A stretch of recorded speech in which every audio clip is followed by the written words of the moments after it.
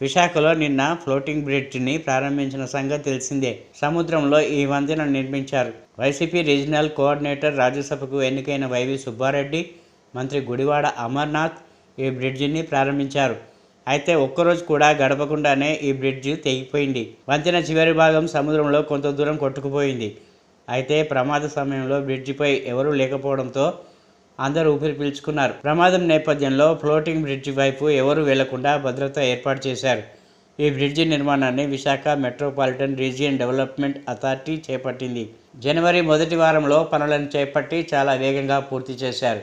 1.60 కోట్లతో ఈ బ్రిడ్జి నిర్మించారు. రెండో రోజే బ్రిడ్జి తెగిపోవడంతో విమర్శలు వ్యక్తమవుతున్నాయి. ప్రమాద సమయంలో అక్కడున్న సందర్శకులు సైతం ఆగ్రహం వ్యక్తం చేశారు.